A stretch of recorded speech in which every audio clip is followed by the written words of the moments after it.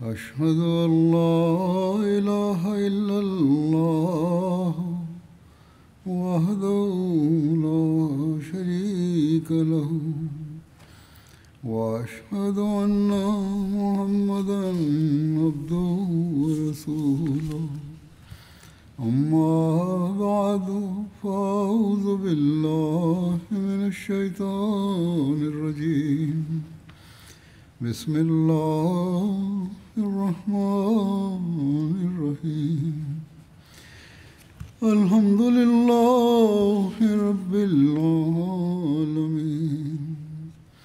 الرحمن الرحيم مالك يوم الدين إياك نعبد وإياك نستعين اهدنا الصراط المستقيم صراط الذين أنعمت عليهم غير المغضوب عليهم ولا الضالين.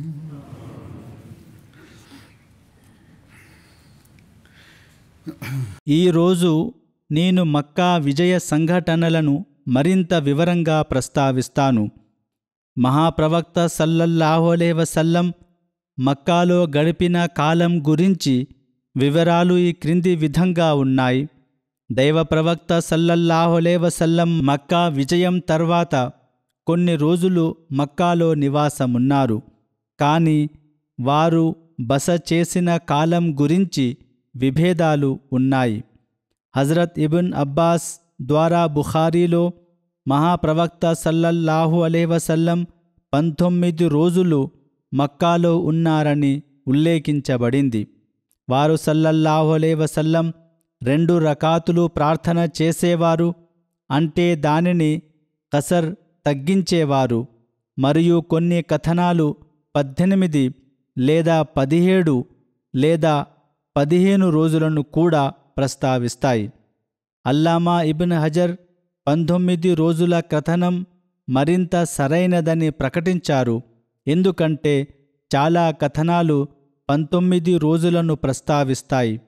మిగిలిన కథనాలు 19 రోజుల కథనములో మక్కాలోకి ప్రవేశించే మరియు తిరిగి బయలుదేరే రోజులు కూడా ఉండే విధంగా సేకరించబడ్డాయి. 17 రోజుల కథనం రాక మరియు తిరిగి బయలుదేరే రోజులను కూడా చేర్చలేదు. 18 రోజుల కథనాన్ని చెప్పిన కథకులు దాని నుండి 1 రోజును లెక్కించారు. 15 రోజుల కథనాన్ని చెప్పిన కథకులు 17 రోజుల కథనాన్ని పరిగణలోకి తీసుకుని దీనిని అసలుదిగా వ్రాసి దాని నుండి ప్రవేశ మరియు తిరిగి బయలుదేరే రోజులను తీసివేసి 15 రోజులని పేర్కొన్నారు. కొంతమంది ప్రాచ్యవాదులు తమ పుస్తకాలలో పవిత్ర ప్రవక్త సల్లల్లాహు అలైహి వసల్లం మక్కా విజయం గురించి కూడా వ్రాశారు. సర్ విలియం మెయూర్ చాలా ప్రసిద్ధ ప్రాచ్యవ్యాఖ్యాత. ఆయన స్కాట్లాండ్కు చెందినవారు.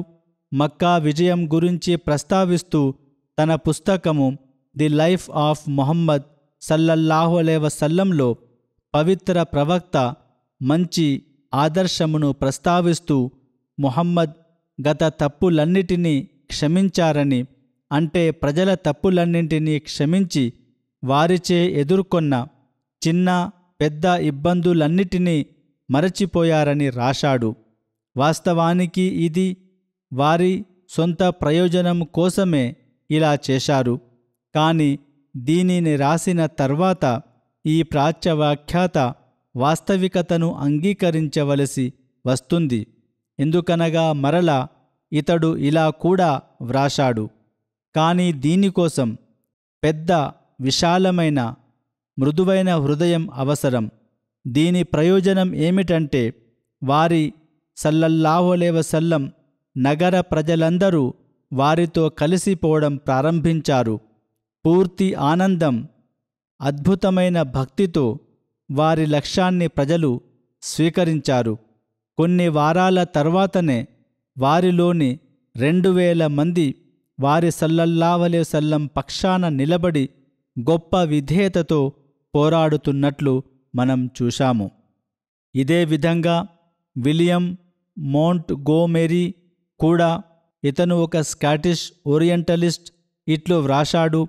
ఇతను తన పుస్తకాలలో ఇస్లాం, మహాప్రవక్త హజరత్ ముహమ్మద్ సల్లల్లాహు అలైహి వసల్లంకు వ్యతిరేకంగా చాలా తీవ్రంగా వ్రాశాడు. కానీ అతని పుస్తకాలలో ఒకటి ముహమ్మద్ ఎట్ మదీనా అనే పుస్తకం కూడా ఉంది. దానిలో అతను ఇలా వ్రాశాడు. దాని అనువాదాన్ని చదివి వినిపిస్తున్నాను.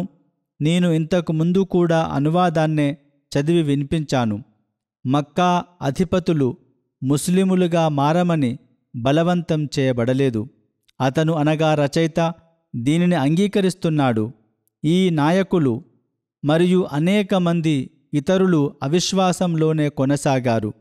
అన్నిటికంటే మించి వారు తమ నాయకత్వంలో ఐక్యతను నిర్వహించే నైపుణ్యం, అంటే మహాప్రవక్త సల్లల్లాహు అలైహి వసల్లం దాదాపు సమస్త ప్రజలు తమకు న్యాయం జరుగుతుందని భావించేలా చేయడం, ఇస్లామీ సమాజంలో సామరస్యం, సంతృప్తి, ఉత్సాహం యొక్క భావాలను ఎత్తిచూపిన విషయమిది.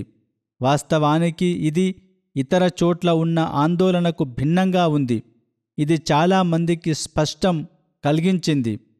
ఇది వారిని ముహమ్మద్ సల్లల్లాహు అలైహి వసల్లం వైపు ఆకర్షించేలా ఉండెను. వీటన్నిటిలోనూ ఒక విషయం ఖచ్చితంగా ఆకట్టుకుంటుంది, మరియు అది ముహమ్మద్ సల్లల్లాహు అలైహి వసల్లం తన సొంత ఉద్దేశం, తన దూరదృష్టి, తన జ్ఞానంపై సంపూర్ణ విశ్వాసం కలిగి ఉండిరి. వారి సమాజం ఇంకా చిన్నగా ఉండి శత్రువులను తరిమి కొట్టడానికి తన వనరులన్నింటినీ ఖర్చు చేస్తున్నప్పుడు అతను బాహ్య దిశలో అభివృద్ధి చెందే మరియు మక్కా ప్రజలు కొత్త మరియు ముఖ్యమైన పాత్రను పోషించే సమైక్య అరేబియా ఆలోచనను కలిగి ఉన్నారు. వారి పాత వాణిజ్య పాత్ర కంటే కూడా ఇది చాలా ముఖ్యమైనది. ఇప్పుడు దాదాపు అందరూ అత్యంత ప్రముఖులు కూడా అతనికి అనగా ముహమ్మద్ సల్లల్లాహు అలైహి వసల్లంకు లొంగిపోయారు. గణనీయమైన ఇబ్బందులు ఉన్నప్పటికీ, తరచుగా ఇరుకైన పరిస్థితులలో ఉన్నప్పటికీ, దాదాపు ఎల్లప్పుడూ పూర్తి విశ్వాసంతో అతను తన లక్ష్యం వైపు కదిలాడు. ఈ చారిత్రక సంఘటనల వాస్తవికతను మనం నమ్మకపోతే, మక్కా యొక్క తృణీకరించబడిన ప్రవక్త తన నగరానికి విజేతగా తిరిగి రాగలడని కొద్దిమంది మాత్రమే నమ్ముతారు. తరువాత ఆర్థర్ గిల్మ్యాన్ అనే ఒక ఓరియంటల్ ప్రాచ్య వ్యాఖ్యాత ఉన్నాడు. ఆయన కూడా ఒక ప్రసిద్ధ ఓరియంటల్ వ్యాఖ్యాత. ఆయన అమెరికాకు చెందినవారు. మక్కా విజయాన్ని ప్రస్తావిస్తూ ఆయన తన పుస్తకం ది సారా సెన్స్లో పవిత్ర ప్రవక్త సల్లల్లాహు అలైహి వసల్లం యొక్క సాధారణ క్షమాపణకు ఆదర్శప్రాయమైన పాత్రను ఇచ్చారు. ముహమ్మద్ సల్లల్లాహు అలైహి వసల్లం తన ఒంటెపై కూర్చున్నప్పుడు అది తనను ఒక ప్రదేశం నుండి మరొక ప్రదేశానికి నమ్మకంగా తీసుకెళ్ళిందని, అతను నగరంలోకి ప్రవేశించినప్పుడు వీధులు ఖాళీగా ఉండడం చూసి తనను శాంతియుతంగా స్వాగతిస్తారని తెలుసుకున్నందున వారి హృదయం అనగా ముహమ్మద్ సల్లల్లాహు అలైహి వసల్లం హృదయం కృతజ్ఞతతో నిండిపోయిందని ఇతడు రాశాడు. గతంలో మక్కా నివాసుల దురాగతాల జ్ఞాపకాలు ప్రతీకారం తీర్చుకోవడానికి ప్రేరేపించే సందర్భంలో అతను తన సైన్యాన్ని అన్ని రకాల రక్తపాతం నుండి నిషేధించారు. సర్వశక్తిమంతుడైన దేవునికి వినయం మరియు కృతజ్ఞత యొక్క ప్రతి వ్యక్తీకరణను వ్యక్తపరిచారు. ఇది నిజం. అతను ఇంతకుముందు చెప్పినట్లుగా ఖాలిద్ బిన్ వలీద్ సంఘటనను వ్రాశాడు.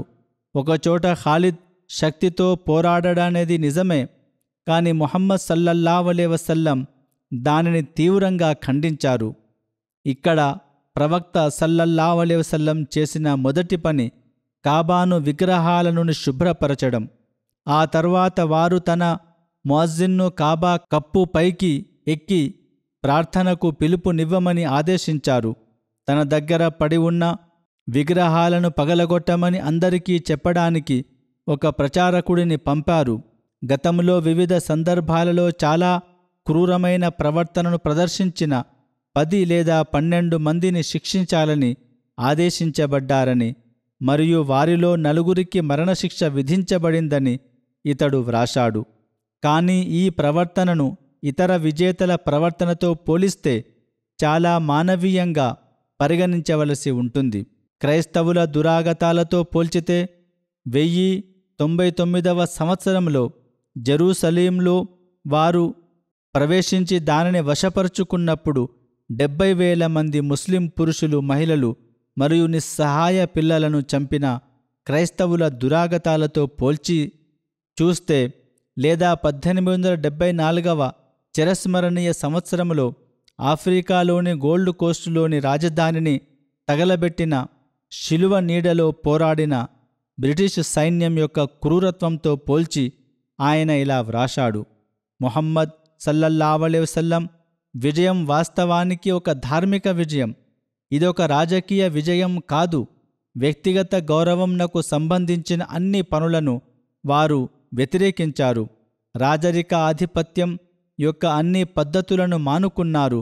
మక్కాలోని అహంకార పూరిత నాయకులందరినీ అతని ముందుకు తీసుకువచ్చినప్పుడు వారు సల్లల్లాహు అలైహి వసల్లం వారిని ఇలా అడిగారు: ఈరోజు మీరు నా చేతుల నుండి ఏమి ఆశిస్తున్నారు?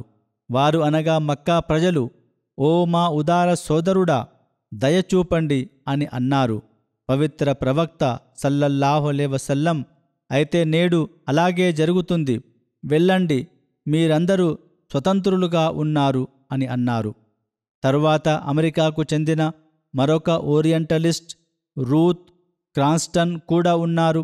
మక్కా విజయాన్ని ప్రస్తావిస్తూ ఆమె తన పుస్తకం ప్రపంచ విశ్వాసం అనే పుస్తకంలో ఆమె ఇట్లు వ్రాశారు: ఈమె ఒక మహిళ 630వ సంవత్సరం ప్రారంభంలో ఒకరోజు 10 సంవత్సరాల క్రితం నగరం నుండి రాళ్లతో కొట్టివేయబడి అందరిచే హాస్యానికి, ఎగతాళికి గురైన వ్యక్తి ఇప్పుడు తన 10,000 మంది అనుభవజ్ఞులైన సైనికులతో మక్కాలోకి ప్రవేశించారని రాశారు.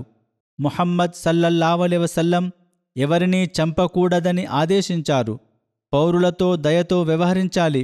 కానీ మక్కా వారికి అన్ని వాగ్దానాలు మరియు హామీలు ఇవ్వబడినప్పటికీ వారి సైనికులపై దాడి జరిగింది.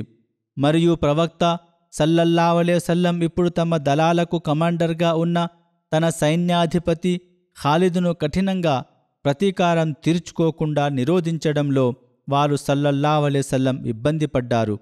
అయితే ఈమె దీనిని అతిశయోక్తిగా వ్రాసింది. ఎటువంటి హామీలు లేకుండెను. అక్కడ దాడి మొదట మక్కా ప్రజలు చేశారు. అయితే అసూయ ఎక్కడైనా స్పష్టంగా కనిపిస్తుంది. అప్పుడు 2 ముస్లిములు, 28 మంది మక్కా ప్రజలు హత్యకు గురయ్యారని ఆమె వ్రాసింది. అలాంటి సమయంలో, అలాంటి సందర్భంలో మరే ఇతర నాయకుడు నాయకత్వం వహించి ఉంటే ఎంత మారణహోమం జరిగి ఉండేదో ఊహించుకోండి. అప్పుడు ఇక్కడ మళ్ళీ ఈమె నిజం చెప్పవలసి వస్తుంది. ముస్లిం సైన్యం నగరాన్ని తన అధీనంలోకి తీసుకున్నప్పుడు ముహమ్మద్ సల్లల్లాహు అలైహి వసల్లం తన బట్టలు మార్చుకుని తెల్లటి ఇహ్రాం ధరించారు. సూచించిన హజ్ ఆచారాలను వారు ఆచరించారు. వారు కాబా చుట్టూ 7 సార్లు ప్రదక్షిణలు చేశారు. తర్వాత ఈ గొప్ప రోజున, తన జీవితంలో అతి ముఖ్యమైన సందర్భంలో తనతో నిలబడడానికి పదే పదే తమ ప్రాణాలను ఫనంగా పెట్టి తన లక్ష్యం కోసం సర్వం త్యాగం చేసిన తన మిగిలిన అనుచరులను ఆయన తన వద్దకు పిలుచుకున్నారు. హుబుల్ విగ్రహంతో సహా 360 రాతి విగ్రహాలను కాబా నుండి బయటకు తీసి ముక్కలు ముక్కలుగా చేశారు. ప్రతి విగ్రహాన్ని విచ్ఛిన్నం చేస్తున్నప్పుడు ముహమ్మద్ సల్లల్లాహు అలైహి వసల్లం గట్టిగా ఇట్లు పలుకుతున్నారు: నిజం వచ్చింది మరియు అబద్ధం అదృశ్యమైంది. కేరన్ ఆర్మ్స్ట్రాంగ్ కూడా మంచి ఓరియంటల్ వ్యాఖ్యాత. సాధారణంగా ఆమె చాలా నిజాయితీగా వ్రాస్తారు. ఆమె 1944వ సంవత్సరంలో జన్మించారు. ఆమె ఇంగ్లాండ్కు చెందిన ప్రసిద్ధ పండితురాలు, రచయిత్రి. తులనాత్మక మతాలపై ఆమె రచనలకు కూడా ప్రసిద్ధి చెందింది. ఆమె రాసిన ముహమ్మద్ ఏ బయోగ్రఫీ ఆఫ్ ప్రాఫెట్ అనే పుస్తకంలో మక్కా విజయం గురించి ఆమె ఇట్లు వ్రాసింది: వారి సల్లల్లాహు అలైహి వసల్లంకు రక్తపాత ప్రతీకారం తీర్చుకోవాలనే కోరిక లేదని, ఎవరినీ ఇస్లాం అంగీకరించమని బలవంతం చేయలేదు, లేదా ఎవరిపైనా ఎటువంటి ఒత్తిడి తీసుకురాలేదని తెలుస్తుంది. ముహమ్మద్ సల్లల్లాహు అలైహి వసల్లం ప్రజలను బలవంతం చేయాలనుకోలేదు, కానీ వారి మధ్య శాంతి మరియు సయోధ్యను నెలకొల్పాలని కోరుకున్నారు. ఖురైష్లను అణచివేయడానికి మక్కాకు రాలేదు, కానీ విజయవంతం కాని వారి మతాన్ని నాశనం చేయడానికి వచ్చారు. మక్కా విజయం ద్వారా ముహమ్మద్ సల్లల్లాహు అలైహి వసల్లం తన ప్రవక్తృత్వ ప్రకటన సత్యాన్ని నిరూపించుకున్నారు. ఈ విజయం ఎటువంటి రక్తపాతం లేకుండా సాధించబడింది. ముహమ్మద్ సల్లల్లాహు అలైహి వసల్లం శాంతియుత విధానం విజయవంతమైంది. కొన్ని సంవత్సరాలలో మక్కాలో విగ్రహారాధన నిర్మూలించబడింది. ఇక్రమా మరియు సుహైల్ వంటి అత్యంత దృఢమైన ప్రత్యర్థులు నిజాయితీపరులు ఉత్సాహభరితమైన ముస్లింలుగా మారారు. సారాంశమేమనగా, తీవ్రంగా వ్యతిరేకించినప్పటికీ వీరు అనగా కొందరు ఈ ప్రాచ్య వ్యాఖ్యాతలు విధిలేని పరిస్థితిలో తప్పక నిజం చెప్పవలసి వచ్చెను. మక్కా విజయం గురించి మరికొన్ని సంఘటనలు కూడా ఉన్నాయి. Abdullah bin Saad bin Abi Sarah పశ్చాత్తాపం గురించి సంఘటన లభిస్తుంది. అతను మొదట ఇస్లాంను స్వీకరించాడని, దివ్యవాణి లేఖకుడు కూడా అని వ్రాయబడింది. తర్వాత అతను మతభ్రష్టుడు అయి తిరిగి వెళ్ళిపోయెను. అతనికి మరణశిక్ష కూడా విధించబడిందని చెప్పబడింది. మక్కా జయించబడినప్పుడు అతను హజరత్ ఉస్మాన్ బిన్ అఫ్ఫాన్ రజల్లాహు తాలా అన్హు దగ్గర దాక్కున్నాడు. అతను అతని స్తన్య సోదరుడు. హజరత్ ఉస్మాన్ అతన్ని ప్రవక్త సల్లల్లాహు అలైహి వసల్లం వద్దకు తీసుకుని వచ్చి, ఓ అల్లాహ్ ప్రవక్త, అబ్దుల్లా బయత్ను స్వీకరించగలరని మనవి చేశారు. వారు కొంత సమయం మౌనంగా ఉండి తర్వాత అతని బయత్ ప్రతిజ్ఞను స్వీకరించారు. అబ్దుల్లా బిన్ అబీ సరా తిరిగి వచ్చినప్పుడు కథకుడు అయిన అనుచరుడు ఇలా చెప్పాడని రచయితలు ఇక్కడ వ్రాస్తున్నారు. మహాప్రవక్త సల్లల్లాహు అలైహి వసల్లం అనుచరులతో ఇట్లన్నారు, మీలో ఒకరు లేచి త్వరగా అతన్ని చంపడానికి నేను కొంత సమయం మౌనంగా ఉన్నాను, నిరీక్షించాను. సహచరులు ఇట్లు అడిగారు, ఓ అల్లాహ్ ప్రవక్త, మీరు మాకు ఎందుకు సైగా చేయలేదు? దీనిపై మహాప్రవక్త సల్లల్లాహు అలైహి వసల్లం మాట్లాడుతూ ప్రవక్త హత్యకు సంజ్ఞ చేయలేడని అన్నారు. కొన్ని కథనాలలో ప్రవక్త కళ్ళ సైగలతో ద్రోహం చేయడం అనుమతించబడదని చెప్పారు. అయితే నేను ఈ కథనాన్ని కూడా వివరిస్తున్నాను, ఎందుకంటే ఈ కథనం మరియు ఇలాంటి కథనాలు కొన్ని చరిత్ర పుస్తకాలలో ప్రస్తావించబడ్డాయి, కానీ అవన్నీ సందేహాస్పదంగా ఉన్నాయి. మరియు ప్రవక్త సల్లల్లాహు అలైహి వసల్లం ఆదర్శం, వారు చూపిన ఓర్పు ఇవన్నీ కల్పిత కథనాలని రుజువు చేస్తున్నాయి. అయితే సునన్ అన్-నిసాయి అనే హదీసు పుస్తకంలో ఈ కథనం ఈ క్రింది విధంగా ఉంది. మక్కా విజయం సందర్భంగా Abdullah bin Saad Hazrat Usman రజల్లాహు తాలా అన్హు ఇంట్లో దాక్కున్నాడు. అప్పుడు బహిరంగ సాధారణ బయత్ ప్రతిజ్ఞ ప్రకటించబడినప్పుడు హజరత్ ఉస్మాన్ అబ్దుల్లాను తీసుకుని వచ్చి అబ్దుల్లా బయత్ ప్రతిజ్ఞను స్వీకరించగలరని కోరారు. మహాప్రవక్త సల్లల్లాహు అలైహి వసల్లం తన ఆశీర్వాద తల పైకెత్తి అతని వైపు చూసి 3 సార్లు అలా చేసి నిరాకరించారు. మరియు అలా చేసిన తర్వాత 3 సార్లు తన బయత్ ప్రతిజ్ఞ తీసుకొనిరి.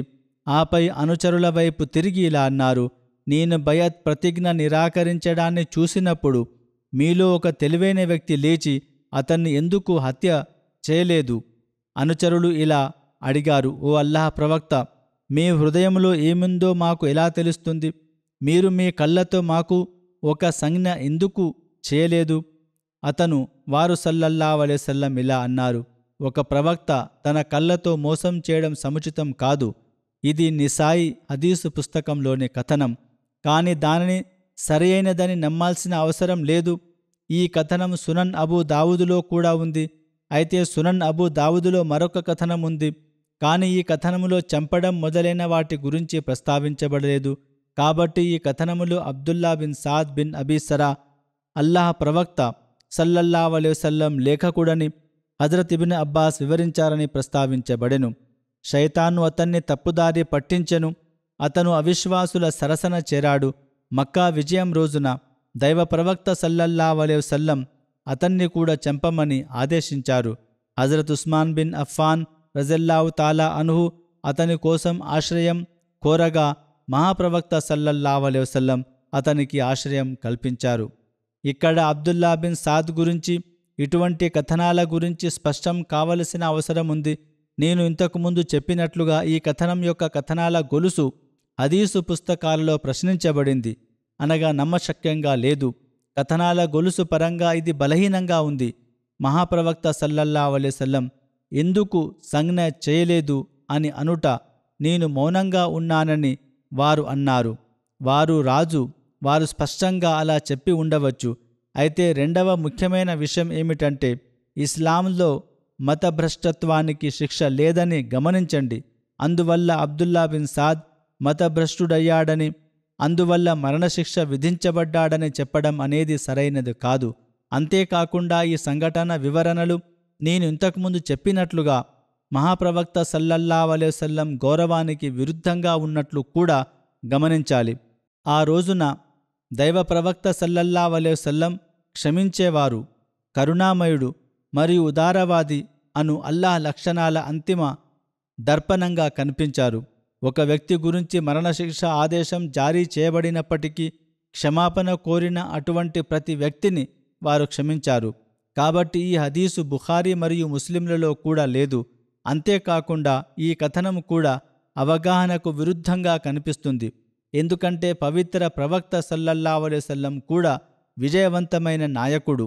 ఒకరిని చంపమని ఆదేశం అవసరమైతే ఎవరికీ భయపడాల్సిన అవసరం ఎందుకు వచ్చింది? సంజ్ఞలు లేదా పరోక్ష ప్రకటనల అవసరం ఏమిటి? హజరత్ ఉస్మాన్ అబ్దుల్లాను తీసుకుని వచ్చినప్పుడు అతని నేరాలు చాలా ఎక్కువగా ఉన్నందున అతను క్షమించుటకు అర్హుడు కాడని వారు సల్లల్లాహు అలైహి వసల్లం స్పష్టంగా చెప్పేవారు. ఆ రోజుల్లోనే బను మఖ్జూమ్ తెగలోని ఒక మహిళ దొంగతనం కేసు కూడా పవిత్ర ప్రవక్త సల్లల్లాహు అలైహి వసల్లంనకు సమర్పించబడెను. ఆమె కొరకు సిఫారసులు కూడా చాలా పెద్దవి చేయబడెను. హజరత్ ఉమ్మె సల్మా మరియు హజరత్ ఉసామా బిన్ జైద్ ఆమె కొరకు సిఫారసు చేశారు. కానీ వారు సల్లల్లాహు అలైహి వసల్లం ఆ సిఫారసులన్నిటినీ ఎలా తిరస్కరించారు? ఆమె చేతులను నరికివేసే శిక్షను ఎలా కొనసాగించారు?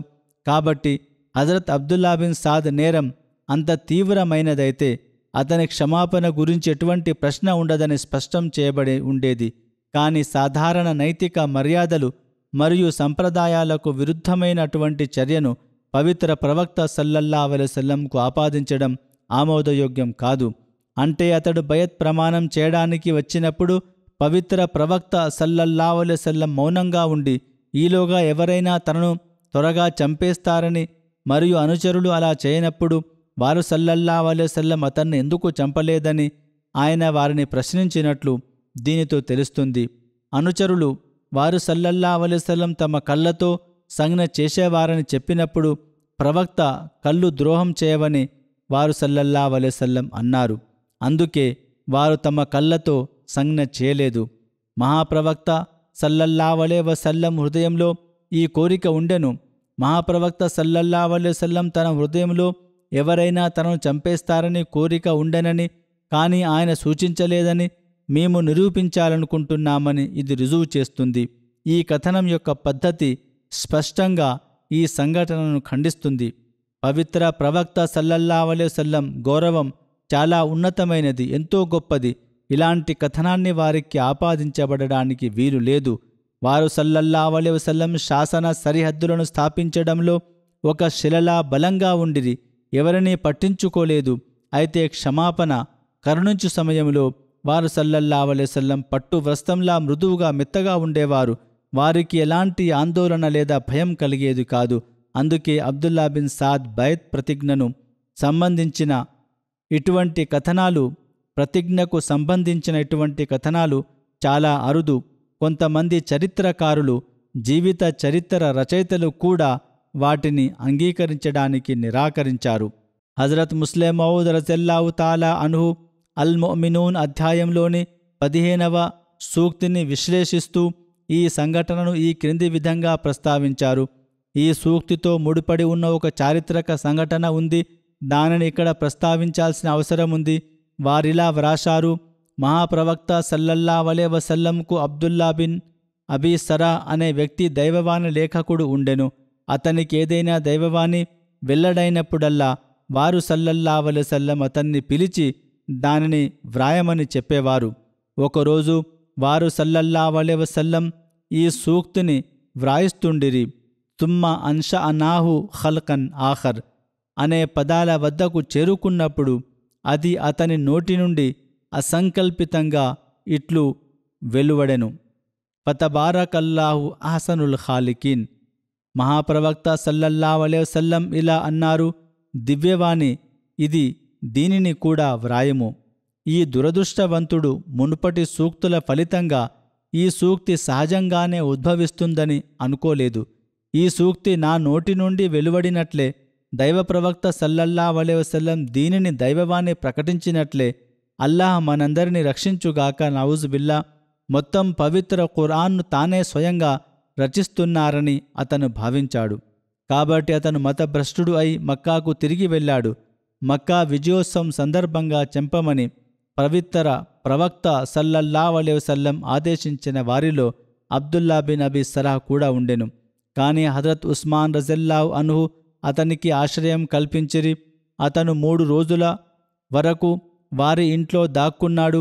ఒకరోజు దైవ ప్రవక్త సల్లల్లాహు అలైహి వసల్లం మక్కా ప్రజల నుండి బయత్ ప్రతిజ్ఞ స్వీకరిస్తున్నప్పుడు హజరత్ ఉస్మాన్ రజల్లాహు అన్హు అబ్దుల్లా బిన్ అబీ సలాహ్ను వారి సల్లల్లాహు అలైహి వసల్లం వద్దకు తీసుకెళ్లి అతని బయత్ ప్రతిజ్ఞ స్వీకరించమని అభ్యర్థించారు. దైవ ప్రవక్త సల్లల్లాహు అలైహి వసల్లం కొంత సమయం సంకోచించారు. కాని తర్వాత వారు సల్లల్లాహు అలైహి వసల్లం అతని బయత్ ప్రతిజ్ఞను స్వీకరించారు. అందువలన అతను మళ్ళీ ఇస్లాం స్వీకరించాడు. అబ్దుల్లా బిన్ అబీ సరా గురించి మరికొన్ని వివరాలు ఇట్లు చెప్పబడినవి. అతను తరువాత ప్రముఖ ఇస్లామీ సేవలను అందించిన అనుచరులలో లెక్కించబడ్డాడు. అతను ఈజిప్టు గవర్నర్గా కూడా సేవలందించెను. అతను ఆఫ్రికాలోని ఒక ప్రాంతానికి విజేతగా నిలిచెను. హజరత్ ఉస్మాన్ రజల్లాహు తాలా అన్హు అమరులైన తర్వాత అతను వారి రజల్లాహును స్తన్య సోదరుడు అయినప్పటికీ పీడనముల సమయంలో ఒంటరిగా నిలిచిపోయాడు. మరియు అతను తన చివరి ఆచరణ ప్రార్థన కావాలని ప్రార్థించాడని చెబుతారు. కాబట్టి ఒకరోజు అతను ఉదయం ప్రార్థన కోసం లేచి ప్రార్థన పూర్తి చేస్తూ కుడివైపుకు సలాం చేసి ఎడమవైపుకు సలాం చేస్తుండగా మరణించినట్లు చెప్తుంటారు. అతను హిజ్రీ 36వ లేదా 37వ సంవత్సరంలో మరణించాడు. తర్వాత ఇక్రమా బిన్ అబీ జహల్ ఇస్లాం స్వీకరించిన ప్రస్తావన గలదు. మహాప్రవక్త సల్లల్లాహు అలైహి వసల్లం ఆజ్ఞ ప్రకారం మరణశిక్ష విధించబడిన వారిలో ఇక్రమా బిన్ అబూ జహల్ కూడా ఉండెను. ఇక్రమా మరియు అతని తండ్రి ప్రవక్త సల్లల్లాహు అలైహి వసల్లంను హింసించేవారు. అతను ముస్లింల పట్ల చాలా కఠినంగా వ్యవహరించాడు. దైవ ప్రవక్త సల్లల్లాహు అలైహి వసల్లం తనను హత్య చేయాలని ఆదేశించారని అతడు తెలుసుకున్నప్పుడు అతను యమన్కు పారిపోయాడు. ఇస్లాం పట్ల తన శత్రుత్వంలో ఇతడు తన తండ్రి అబూ జహల్ను కూడా మించిపోయి ఉండెను. అతని హత్యకు ఆదేశించి ఉండవచ్చు. అయితే మక్కా విజయానంతరం ఇస్లాంను వ్యతిరేకించడంలో ఎల్లప్పుడూ ముందంజలో ఉండి ఇస్లాం మరియు పవిత్ర ప్రవక్త సల్లల్లాహు అలైహి వసల్లంకు వ్యతిరేకంగా నిరంతరం కుట్రలు పన్నుతున్న మక్కా నాయకులు తమ చర్యలు ఎట్టి పరిస్థితుల్లోనూ క్షమించబడవని, వారు చంపబడతారని భావించి ఉండవచ్చు. ఇలా ఆలోచిస్తూ వారు అక్కడి నుండి పారిపోయారు. నిజానికి వారు దైవ ప్రవక్త సల్లల్లాహు అలైహి వసల్లం యొక్క తీవ్రమైన దయ, క్షమ మరియు సహనాన్ని ఆశించలేదు లేదా ఊహించలేదు. అందువల్ల వారు తమ ప్రాణాల రక్షణ కోసం పారిపోవడమే ఉత్తమమని భావించారు. అయితే దైవ ప్రవక్త సల్లల్లాహు అలైహి వసల్లం అధిక క్షమాగుణం, సహనం గురించి తెలుసుకున్న తర్వాత వారు మక్కాలో దైవ ప్రవక్త సల్లల్లాహు అలైహి వసల్లం వద్దకు తిరిగి వచ్చి దైవ ప్రవక్త సల్లల్లాహు అలైహి వసల్లం ముందు హాజరయ్యారు. కావున మక్కా విజయం సందర్భంగా కూడా ఇస్లామీ సైన్యాన్ని తీవ్రంగా ప్రతిఘటించిన ప్రముఖ ప్రత్యర్థులలో ఇక్రమా ఒకరు. అతను తనతో పాటు Suhail bin Amr, Safwan bin Umayya వంటి మక్కాలోని ధైర్యవంతులైన యువకులను సేకరించి ముస్లిములను మక్కాలోకి ప్రవేశించనివ్వమని చెప్పి కత్తులు దూరి హజరత్ ఖాలిద్ బిన్ వలీద్ సైన్యంతో దృఢంగా పోరాడాడు. కానీ అతని వెంట ఉన్న 20 మందికి పైగా పురుషులు చంపబడిన తర్వాత వారందరూ అక్కడి నుండి పారిపోయారు. సుహైల్, సఫ్వాన్, ఇక్రమా ముగ్గురు మక్కా నుండి పారిపోయారు. చారిత్రక కథనం ప్రకారం ఇక్రమా సముద్రం గుండా యమన్కు వెళ్లాలని నిర్ణయించుకున్నాడు. ఖురైష్ నాయకుడు, ఖురైష్ అధిపతి కుమార్తె అయిన అతని భార్య ఉమ్మే హకీం బిన్తె హారిస్ బిన్ హిషాం మక్కా విజయోత్సవ సందర్భంగా హింద్ బిన్తె ఉత్బా మరియు మక్కాలోని ఇతర గౌరవనీయ మహిళలతో కలిసి బయత్ ప్రతిజ్ఞ చేసింది. తన భర్త ఇక్రమా చంపబడతారనే భయంతో యమన్కు పారిపోయాడని తెలుసుకున్నప్పుడు ఆమె ప్రవక్త సల్లల్లాహు అలైహి వసల్లం వద్దకు వచ్చి, ఇక్రమా మీరు అతన్ని చంపుతారని భయపడుతున్నాడు, కాబట్టి దయచేసి అతనికి భద్రత కల్పించండి అని చెప్పింది. కాబట్టి మహాప్రవక్త సల్లల్లాహు అలైహి వసల్లం ఇలా అన్నారు, అతను సురక్షితంగా ఉన్నాడు. ఆమె తన బానిసతో జెద్దాకు బయలుదేరి సముద్ర తీరంలో ఇక్రమాను చూసింది. అతను పడవ ఎక్కబోతుండగా ఒక కథనం ప్రకారం అతను పడవ ఎక్కగానే ఆమె ఇక్రమాను పొందినది. ఆమె ఇక్రమాను ఇలా ఆపి, ఓ నా భర్త, నేను అత్యంత భక్తిపరుడు, అత్యంత సద్గుణవంతుడు మరియు అత్యంత దయగల వ్యక్తి తరపున నీ వద్దకు వచ్చాను. నేను నీ కోసం ఆశ్రయం భద్రత పొందినందున నీ ప్రాణాలను నువ్వు ప్రమాదంలో పడవేయకు అని చెప్పింది. కాబట్టి అతను తన భార్యతో కలిసి తిరిగి వచ్చాడు. అనంతరం అతడు ఇస్లాంను స్వీకరించెను. అతని ఇస్లాం చాలా అందంగా ఉండెను. ఇక్రమా దైవ ప్రవక్త సల్లల్లాహు అలైహి వసల్లం వద్దకు వచ్చినప్పుడు ఇతను ఇలా అన్నాడు, ఓ ముహమ్మద్ సల్లల్లాహు అలైహి వసల్లం, మీరు నాకు భద్రత ఇచ్చారని నా భార్య నాకు చెప్పింది. అంటే నేను ఇప్పటికీ అవిశ్వాసిని. ఇలాగే మక్కాలో ఉండడానికి మీరు నాకు అనుమతి ఇచ్చారా? దీని అర్థం నేను ముస్లిం కావాలని కాదు కదా.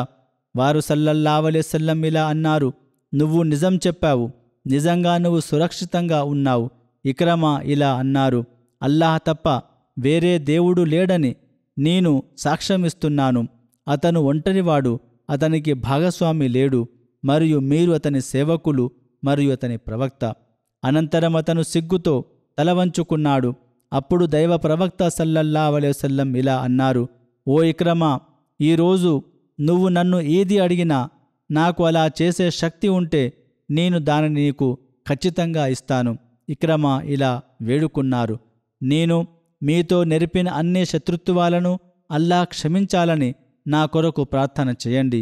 దీని తరువాత దైవ ప్రవక్త సల్లల్లాహు అలైహి వసల్లం ఇలా ప్రార్థించారు, ఓ అల్లాహ్, ఇక్రమా నాతో నెరిపిన అన్ని శత్రుత్వాలను లేదా అతను చేసిన అన్ని చెడు పనులను క్షమించుము. అప్పుడు దైవ ప్రవక్త సల్లల్లాహు అలైహి వసల్లం ఆనందంతో పరవశించి తన వస్త్రాన్ని అతనిపై కప్పి, విశ్వాసం మరియు వలస వెళ్తున్న స్థితిలో మా వద్దకు తిరిగి వచ్చిన వ్యక్తికి స్వాగతం అని అన్నారు. ఇక్రమా విశ్వాసం ఒక భవిష్యవాణిని పూర్తి చేసిన ప్రస్తావన లభిస్తుంది. హజరత్ ముస్లిం మౌద్ రజల్లాహు తాలా అన్హు ఇక్రమా విశ్వాసం దైవ ప్రవక్త హజరత్ ముహమ్మద్ సల్లల్లాహు అలైహి వసల్లం చాలా సంవత్సరాల క్రితం తన అనుచరులతో ఇలా అన్నారు, నేను ఒక కలలో స్వప్నంలో స్వర్గంలో ఉన్నట్లు చూశాను. అక్కడ నేను ఒక ద్రాక్ష గుత్తిని చూసి ప్రజలను ఇది ఎవరి కోసం అని అడిగాను. దానికి సమాధానం ఇచ్చిన వ్యక్తి అబూజెహల్ కోసం అని అన్నాడు. నాకు ఇది వింతగా అనిపించింది. నేను విశ్వాసి తప్ప మరెవరూ స్వర్గంలోకి ప్రవేశించరు. అటులైనచో స్వర్గములో అబూజెహల్ కోసం ద్రాక్ష పండ్లు ఎలా అందించబడతాయి అని అన్నాను. ఇక్రమా విశ్వాసం ప్రకటించినప్పుడు అతను ఆ గుత్తి ఇక్రమాకు చెందినది అని వారు సల్లల్లాహు అలైహి వసల్లం తెలిపినారు. దేవుడు కొడుకు పేరుకు బదులుగా తండ్రి పేరును వెల్లడించాడు. తరచుగా స్వప్నములలో ఇలాగే జరుగుతుంది. తరువాత హబ్బార్ బిన్ అస్వద్ పారిపోయి ఇస్లాం మతంలోకి మారడం గురించి కూడా వ్రాయబడింది. ఇస్లాంకు పూర్వకాలంలో అతను చాలా వాక్చాతుర్యవంతుడు, మంచి మాటకారి, సాహిత్యపరుడు, దైవ ప్రవక్త సల్లల్లాహు అలైహి వసల్లంకు వ్యతిరేకంగా ప్రజలను ఏకం చేసేవాడు. అతను చాలా దుష్ట స్వభావం గల వ్యక్తి. మహాప్రవక్త సల్లల్లాహు అలైహి వసల్లం కుమార్తె హజరత్ జైనబ్ రజల్లాహు తాలా అన్హా మదీనాకు వలస వెళ్ళినప్పుడు ఆమె ఆ సమయంలో గర్భవతిగా ఉండిరి. హబ్బార్ బిన్ అస్వద్ ఆమె ఒంటెను దురుసుగా కొట్టెను. దీని వలన ఆమె ఒంటె నుండి కింద పడిపోయారు. తద్వారా ఆమెకు గర్భస్రావం జరిగింది. అనంతరం ఈ కారణంగా ఆమె చివరి రోజుల వరకు అనారోగ్యంతో ఉండిరి. దైవ ప్రవక్త సల్లల్లాహు అలైహి వసల్లం అతన్ని చంపమని ఆదేశించారు. ఎక్కడ కనిపించినా అతన్ని చంపవలెను. మక్కా విజయ సమయంలో అతను భయంతో మక్కా నుండి పారిపోయి అడవుల్లో దాక్కున్నాడు. మక్కా విజయం తర్వాత మహాప్రవక్త సల్లల్లాహు అలైహి వసల్లం మదీనాకు తిరిగి వచ్చినప్పుడు అతడు మహాప్రవక్త సల్లల్లాహు అలైహి వసల్లం ముందు ప్రత్యక్షమయ్యాడు. అతడు పవిత్ర ప్రవక్త సల్లల్లాహు అలైహి వసల్లం ముందు కనిపించినప్పుడు అనుచరులు అతన్ని చూసి హబ్బార్ వస్తున్నాడని మహాప్రవక్త సల్లల్లాహు అలైహి వసల్లం నాకు చెప్పిరి. వారిలా అన్నారు, అవును, నేను చూశాను, అతనికి ఏమీ హాని కలిగించకండి. దగ్గరికి వచ్చి హబ్బార్ ఇలా అన్నాడు, ఓ దైవ ప్రవక్త, మీపై శాంతి కలుగుగాక, అల్లాహ్ తప్ప వేరే ఆరాధ్య దైవము లేదని మరియు మీరు అల్లాహ్ ప్రవక్త అని నేను సాక్ష్యమిస్తున్నాను. నేను మీ నుండి పారిపోయి భూమి అంతటా ప్రయాణించాను. నేను ముస్లిమేతరులను కూడా కలవాలనుకున్నాను. అప్పుడు మీరు అతిక్రమణదారుల పట్ల చూపించే మీ దయ, కరుణ, క్షమాపణ నాకు గుర్తుకు వచ్చింది. ఓ అల్లాహ్ ప్రవక్త, మేము బహుదైవారాధకులం, కానీ అల్లాహ్ మీ ద్వారా మాకు మార్గదర్శనం ప్రసాదించాడు, వినాశనం నుండి మమ్మల్ని రక్షించాడు. నా అతిక్రమణలు మరియు నేను మీకు కలిగించిన ఇబ్బందులకు నన్ను క్షమించండి. నా చెడు ప్రవర్తన మరియు పాపాలను నేను అంగీకరిస్తున్నాను. కథకుడు ఇలా ఉల్లేఖించాడు: నేను పవిత్ర ప్రవక్త సల్లల్లాహు అలైహి వసల్లం వైపు చూస్తున్నాను. హబ్బార్ క్షమాపణకు బదులుగా వారు సల్లల్లాహు అలైహి వసల్లం సిగ్గుతో, వినయంతో తల వంచి కూర్చొని ఇలా అన్నారు: నేను మిమ్మల్ని క్షమించాను. ఇస్లాం గత పాపాలను క్షమిస్తుంది.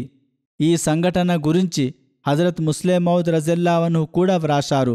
చంపబడాలని ఆదేశించబడిన వారిలో మహాప్రవక్త సల్లల్లాహు అలైహి వసల్లం కుమార్తె హజరత్ జైనబ్ రజల్లాహు తాలా అన్హా మరణానికి కారణమైన వ్యక్తి కూడా ఉండెను.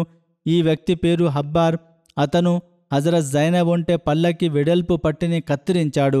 అది పల్లక యొక్క ఇరుకైన పట్టి కావున హజరత్ జైనబ్ ఒంటె నుండి క్రింద పడిపోయారు. దాని కారణంగా ఆమె గర్భం పడిపోయింది.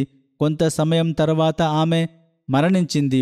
ఇతర నేరాలతో పాటు ఈ నేరం కూడా అతన్ని చంపడానికి అర్హుడిని చేసింది. ఈ వ్యక్తి కూడా మహాప్రవక్త సల్లల్లాహు అలైహి వసల్లం వద్దకు వచ్చి, ఓ అల్లాహ్ ప్రవక్త, నేను మీ నుండి పారిపోయి ఇరాన్కు వెళ్ళాను. అప్పుడు సర్వశక్తిమంతుడైన అల్లాహ్ తాలా తన ప్రవక్త ద్వారా మన బహుదైవారాధన ఆలోచనలను తొలగించి ఆధ్యాత్మిక విధ్వంస నుండి మనలను రక్షించాడని నేను అనుకున్నాను. నేను ఇతరుల వద్దకు వెళ్ళి నా పాపాలను ఒప్పుకొని క్షమాపణ అడగడానికి బదులుగా వారి సల్లల్లాహు అలైహి వసల్లం వద్దకు ఎందుకు వెళ్ళకూడదు అని భావించాను. మహాప్రవక్త సల్లల్లాహు అలైహి వసల్లం ఇలా అన్నారు: అటులైనచో దేవుడు మీ హృదయంలో ఇస్లాం ప్రేమను సృష్టించినప్పుడు నేను మీ పాపాలను ఎందుకు క్షమించకూడదు? వెళ్ళు, నేను నిన్ను క్షమించాను. ఇస్లాం నీ మునుపటి పాపాలన్నిటినీ తుడిచివేసింది. అతను క్షమించబడ్డాడు. కానీ అబ్దుల్లా గురించి అతను అలా చేయలేదని చెప్పబడింది.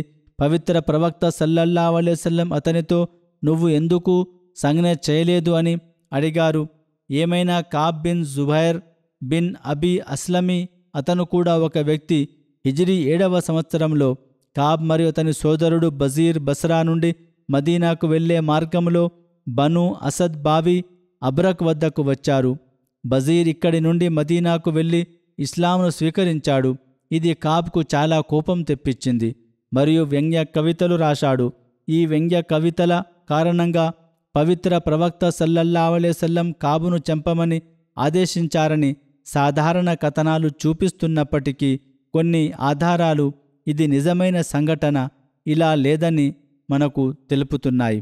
కాబ్ మరియు బజీర్ మహాప్రవక్త సల్లల్లాహు అలైహి వసల్లంకు హాని కలిగించడానికి లేదా చంపడానికి కుట్ర పన్నారని, ఈ ప్రయోజనం కోసం కాబ్ మదీనాకు దూరంగా ఉండి తన సోదరుడిని మదీనాకు పంపాడు. కాని బజీర్ ఇస్లాంను స్వీకరించాడు. తన సోదరుడు ఇస్లాం మతంలోకి మారినట్లు కాబ్ విన్నప్పుడు అతను చాలా కోపంగా ఉన్నాడు.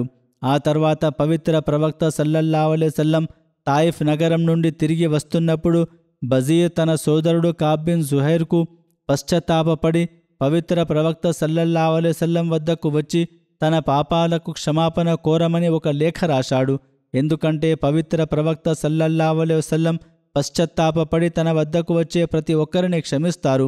చివరికి కాబ్కు పవిత్ర ప్రవక్త సల్లల్లాహు అలైహి వసల్లం వద్దకు రావడం తప్ప వేరే మార్గం లేకుండెను. కాబట్టి కాబ్ ఒక కసీదా అనగా ప్రశంసా కవిత రాశాడు.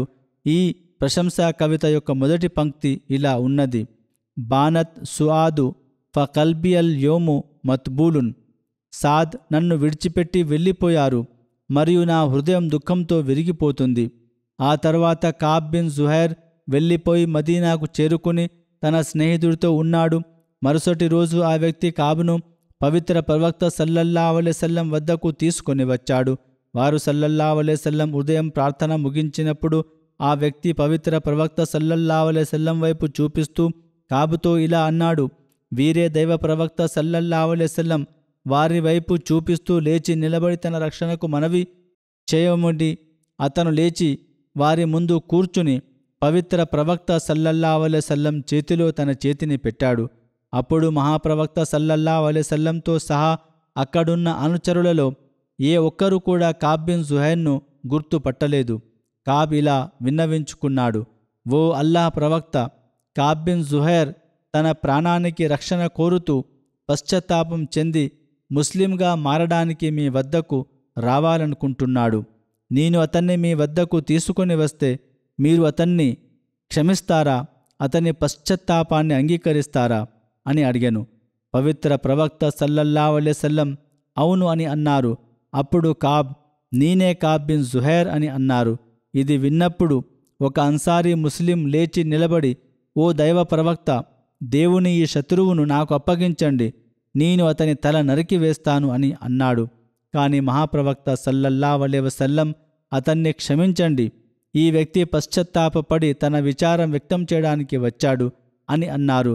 కాబ్ ఆ ప్రశంసా కవితను చదువుతూ దానిలోని ఈ పంక్తుల వరకు చేరుకున్నప్పుడు, ఇన్నర్ రసూల లనూరున్ యుస్తజావు బిహి ముహన్నదున్ మిన్ సుయూఫిల్లాహి మస్లూలున్, అనగా నిజానికి అల్లాహ్ యొక్క ప్రవక్త సల్లల్లాహు అలైహి వసల్లం సత్యకాంతిని పొందే వెలుగు మరియు అల్లాహ్ ఖడ్గాలలో ఒకటి నగ్న భారతీయ ఖడ్గం కాబట్టి వారు సల్లల్లాహు అలైహి వసల్లం ఆ సమయంలో అతన్ని ఆశీర్వదించబడిన శరీరంపై ఉన్న హజరత్ కాబ్ మీద తన అంగీని విసిరారు.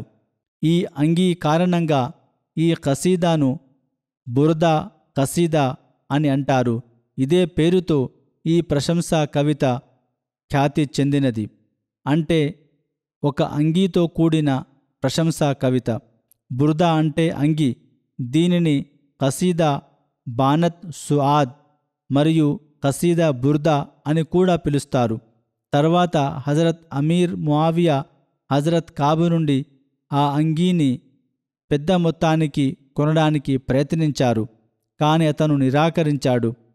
మహాప్రవక్త సల్లల్లాహు అలైహి వసల్లం గారి ఈ పవిత్ర వస్త్రాన్ని తాను విడిపించనని చెప్పాడు.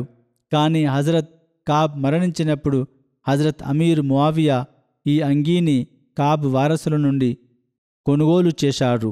ఆ తర్వాత ఈ అంగీ బను ఉమయ్యా పాలకులకు వారసత్వంగా అందజేయబడింది మరియు వారి పాలన పతనం సమయంలో ఇది ఎక్కడో తప్పిపోయింది. చరిత్రలో ప్రసిద్ధి చెందిన మరొక ఖసీదాను కూడా ఖసీదా బుర్దా అని పిలుస్తారు. దీనిని ఇమాం షర్ఫుద్దీన్ బసీరి వ్రాశారు. దీనిని కూడా ఖసీదా బుర్దా అని పిలుస్తారు. ఎందుకంటే మహాప్రవక్త హజరత్ ముహమ్మద్ సల్లల్లాహు అలైహి వసల్లం గౌరవార్థం వారిని ప్రశంసిస్తూ ఈ ఖసీదాను వారు వ్రాసినప్పుడు దైవ ప్రవక్త హజరత్ ముహమ్మద్ సల్లల్లాహు అలైహి వసల్లం తన ఆశీర్వాద చెద్దరు అనగా అంగీని స్వప్నంలోనే ఆయనకు కప్పారు. అది ఆయన మేల్కొన్నప్పుడు కూడా ఆయన భుజాలపై ఉండెను. ఇమాం బసీరి పక్షవాతానికి గురై ఈ అంగీ ఆశీర్వాదంతో నయమయ్యారని చెబుతుంటారు. అయితే ఇది చెప్పబడే కథ, ఇలాంటి కథలు కూడా ప్రస్తావించబడతాయి. ఇంకా మరికొందరు తీవ్ర శుద్ధ వ్యతిరేకులు ఇస్లాంను అంగీకరించడం మరియు వారు ఎలా క్షమించబడ్డారో కూడా ప్రస్తావించబడింది. నేను ఆయా వివరాలను తర్వాత ప్రస్తావింతును. ఇంగ్లాండులో అహ్మదియా ముస్లిం సంస్థ వార్షిక సభలు కూడా వచ్చే శుక్రవారం ప్రారంభమవుతాయి. ఇన్షాల్లా దీనికోసం కూడా ప్రార్థించండి. అల్లాహ్ తన కృపతో సభలను అనుగ్రహించుగాక. సభలో జరిగే ప్రతి కార్యక్రమాన్ని తన కృపతో విజయవంతం చేయుగాక. ప్రతి దుర్మార్గుడు మరియు హాని చేసేవాడు లేదా మనకు హాని చేయాలని ఉద్దేశించిన వారి దుష్టత్వం నుండి అల్లాహ్ మనలను రక్షించుగాక. దేశం లోపల నుండి లేదా విదేశాల నుండి వచ్చే అతిథులను అల్లాహ్ మంచి ఆరోగ్యంతో మన దగ్గరకు సురక్షితంగా చేర్చుగాక. ఇక్కడ వారిని అన్ని విధాలుగా తన రక్షణలో ఉంచుకొనుగాక.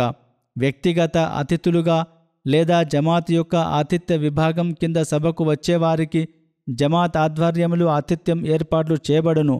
వారికి సరియైన పద్ధతిలో ఆతిథ్యం చేయుటకు ప్రతి ఒక్క సేవకుణ్ణి అనుగ్రహించుగాక.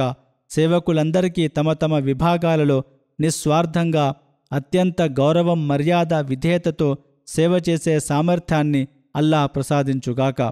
కొన్నిసార్లు అధిక పని ఒత్తిడి లేదా నిద్ర లేకపోవడం వల్ల కొంతమంది సేవకుల ఉల్లాసం దెబ్బతింటుంది.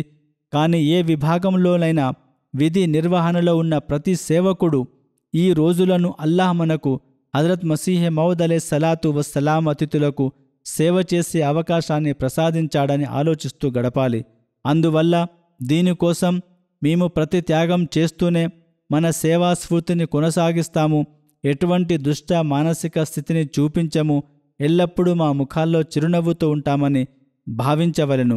యువతులు లేదా మహిళలు లేదా యువకులు లేదా వృద్ధులు కావచ్చును, అధికారులు లేదా సహాయకులు కావచ్చును, భోజనం వండేవారు లేదా లంగర్ సత్రమును నిర్వహించేవారు లేదా ఆహారం తినిపించేవారు కావచ్చును, భద్రతా సిబ్బంది లేదా పార్కింగ్ సహాయకులు కావచ్చును, శుభ్రపరిచే మరియు పరిశుభ్రత కార్మికులు లేదా అంతర్గత మరియు బాహ్య సిగ్నళ్లను ఏర్పాటు చేసేవారు లేదా గేట్ ప్రవేశం ద్వారా వద్ద సేవకులు కావచ్చును, పిల్లల ప్రాంగణంలోకి విధుల్లో ఉన్న బాలికలు లేదా ప్రధాన సమావేశ స్థలంలో ప్రాంగణంలో విధుల్లో ఉన్న బాలికలు, బాలురు మరియు పురుషులు, మహిళలు కావచ్చును.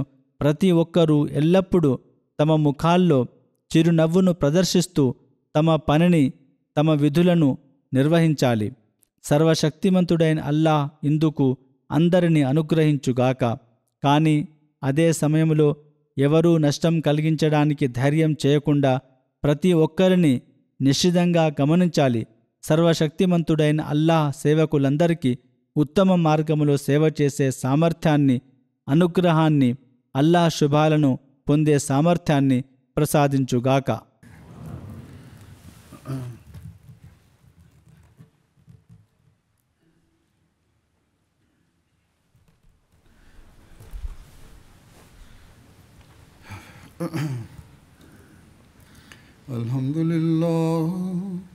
Alhamdulillah nahmaduhu wa nasta'inuhu wa nastaghfiruhu wa nu'minu bihi wa natawakkalu alayhi wa na'udhu billahi min shururi anfusina wa min sayyiati a'malina. Man yahdihillahu fala mudilla lahu ومن يضلل فلا هادي له ونشهد أن لا إله إلا الله ونشهد أن محمدا عبده ورسوله. عباد الله رحمكم الله إن الله يأمر بالعدل والإحسان وإيتاء ذي القربى وينهى عن الفحشاء والمنكر والبغي يعظكم لعلكم تذكرون. اذكروا الله يذكركم وادعوه يستجب لكم ولذكر الله أكبر.